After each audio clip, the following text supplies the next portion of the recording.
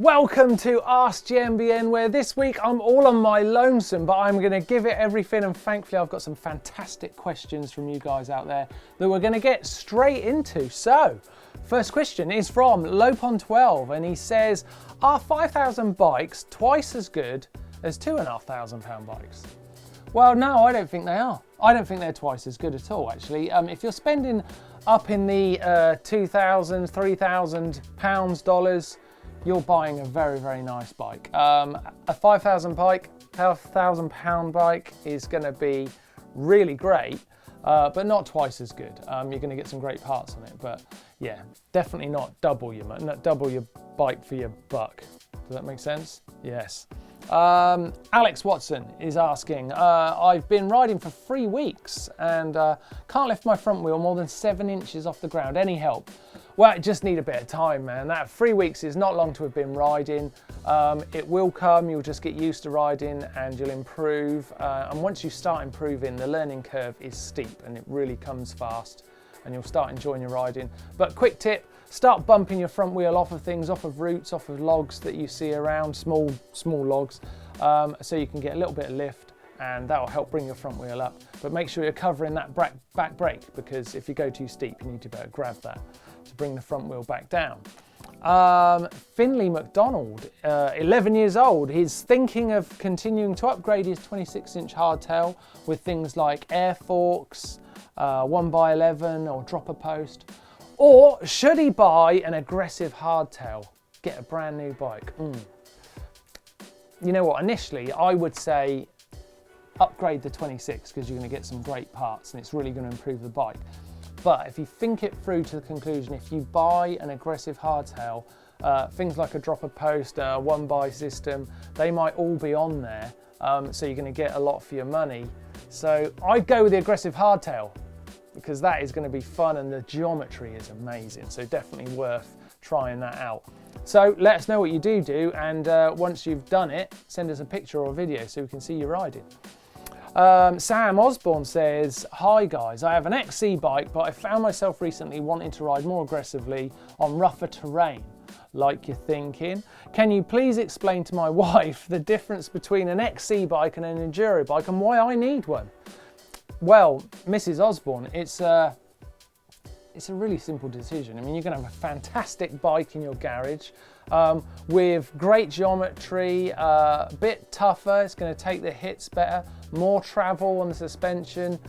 I mean, it's win with one of these bikes. And I think Sam's really going to improve his riding and he's going to be safer out on the trail. But don't just take my word for it. Take a look at this video where we put an enduro bike up against an XC bike. You can see what happens. Enduro is all about being fast on the downhills, but you need to climb to the top as well, so you need a bike that can do both. Cross-country mountain bikes are the original all-rounder. This thing climbs super fast. It's not as fast on the descents, but it's still a lot of fun. So this is cross-country versus enduro. We've got one big climb, one big descent. Let's see which is fastest.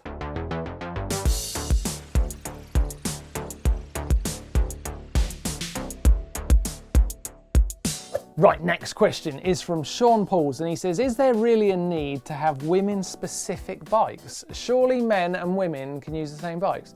Well, yeah, they can, of course, and lots of women do. Women-specific brands out there like Juliana or Liv, they are building really cool bikes that have got geometry specific to a certain body type.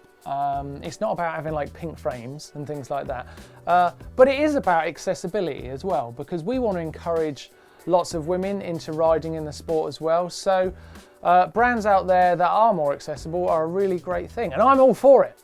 I'm all for it. I think it's a great thing. Right, Gaming with Dr. Curlin says, great video guys last week, Ask GMBN. Yeah, me and Neil sat here having a great time.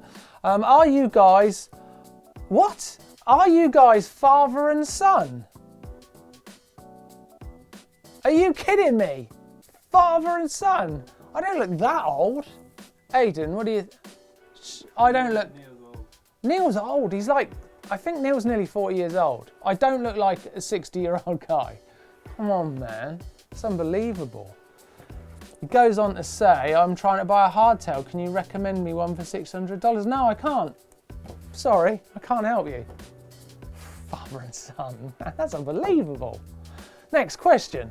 Noel Costello says, I want to build a dirt jump bike for indoor bike park and street riding. Cool, good fun. What gear ratio can you guys recommend that I can also wheelie with? I'm thinking of using a 24 or 26 inch chainring, but almost clueless about the sprocket. Well, actually, you'll be able to wheelie with whatever your gear ratio. It'll be a different speed wheelie and it will affect how quickly you can bring the front end up. But what I'd be thinking, if you're going to be riding street and skate park, is you want to be thinking how to manual, not wheelie, because popping out of a bowl and then doing a wheelie round the top and back in, it's not going to look cool, man. You want to be manualing. So with that in mind, let's take a look at this video, which will teach you to do just that. Right, the manual's a great tool to have in your arsenal. Bar jumping or bunny hopping, the manual can help you out in sticky situations, even make you faster out on the trail. Here are a few of my top examples of where to use the manual out on the trail. Oh, pedaling. Wow. Okay, it's time for the quick fire round. I'm going to rattle through some questions now. First one, Lauren Parantier says, surely adding a front brake to a dirt jump bike makes it okay for trials, doesn't it? Yes, it does. Go for it, dude. Yeah. Max Schreiber, on the day before it rained and the bike also, derailleur was wet, so the next day it was frozen and I couldn't shift. So how can I unfreeze it fast? And this is a quick fire round. And get water out. I think your derailleur got frozen. I'm saying spray some antifreeze on it. It's a weird question. Awesome Raid says, what type of rim should I buy? Carbon or aluminium? No, carbon. Go with carbon. Sama Yunis says, I have a bone to pick with you guys. I watched a GCN show and looked for the rat. It was nowhere to be found. Or maybe I missed it. You must have missed it. The rat's in there. It's in there. But we're going to go and investigate and find out exactly where it is. He also says that's 20 minutes of his life he's not getting back. I'm sorry, man. I apologise. Ivan Lilik says, how tall is Neil? He's taller than you think, actually, because lots of people were like, oh, he's so tiny. He's like 4'4", but he's not. He's 5'3", so he's a lot bigger than you think. BCT Random says, I don't know whether to get large pedals or small pedals. Dude, I wish I had your problems. Large pedals, that's what I'd say. Giuliano Stico says, can we have a bike check with all of your guys' bikes, please? Yeah, we do pro bikes all the time, so check them out. I know that Doddy's got a new one coming up on his Nuke-Proof Mega, which he loves. Antoli Jose Valino says, is it possible to do trials on a fat bike? Yes, for sure, but it would be weird fat trials, but let's try and get Blake doing it because, yeah, he's putting on weight. It'll work out. It'll be fat trials in every sense of the word. Liaz Aslam says, do any of the GMBN presenters have road bikes? Nearly all of us, actually. I've got a Colnago and a Pinarello. Blake's got a Canyon. And Neil, he had a Canyon, but he smashed it into a car along with his head. But Doddy has never ridden a road bike, interestingly enough. Jacob Martin says, can Blake Bonney help tailwhip? Yes, he can do it very well. Next question, Patrick Thomas, can you guys use personal lubricant to speed up the quickfire round? We could try it.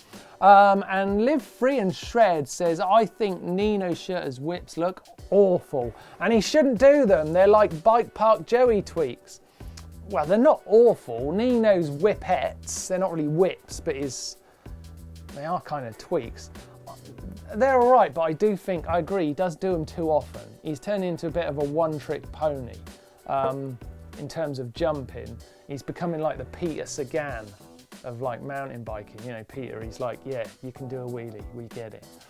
So Nina, stop doing so many whippettes and let someone else win a race maybe one day. That is the end of the quickfire round. Time for correct me if I'm wrong, and before we get into a video, we've got Nick Humphrey saying a riposte to Neil's comment on breaking carbon rims. What happens if you cover a sheep in sheets of 3K carbon weave? You delaminate it. I like it, Nick. That's good. Okay, Jack Morgan. I hit this jump a few times and decided to try to put a whip on it. However, I can't seem to get the bike fully sideways. Right, let's take a look at this. Bit of whip action or an effort at it. Here he comes. We're going fast. Rap. Ah, I see. You do get a bit of whip on that. I'm just watching it again. Yep. You know what? That jump is quite low and fast, and you're really going for a scrub more than a whip, really. You're coming over it, and what you can do with that jump is, as you come out, is just do that turn like you are, but you've got to bring it back in straight much quicker than you are. You're kind of putting it out there and leaving it. And then you'll get a bit of a scrub action. It's not the right jump for a proper whip because you really need to pop up and get a lot of height. But how you're doing it's nearly right. If you just bring it back in, whap, and it'll bring you over that jump much quicker, keep you nice and low and looking really cool. So scrub it, don't whip it, if that makes sense. Right, thanks for sending that video in, Jack. If you've got something that you'd like to get tweaked in terms of your riding, then please send us a video in to correct me if I'm wrong, and we will take a look at it next week. It'd be really great to see your riding, so send us a video. And you can send that to dirtshed@gmbn.com or ask@gmbn.com. Either one will work, and it'll be great to get your vids. Right, thanks for watching this week's show. Love going through your questions. We'll be back next week, but make sure if you want to ask us something, shove it in the comment section down below and we'll take a look and see if we can help you out. If you want to see more videos from GMBN, then why don't you click over here where you can see Doddy's new mega nuke-proof bike, which he's absolutely adoring. And over this side, you can see the 12 best products you can buy for Christmas. So great Christmas presents there. Take a look at that. Hit the globe to subscribe and give us some thumbs while you're there because it makes us feel good. See you next week. Bye.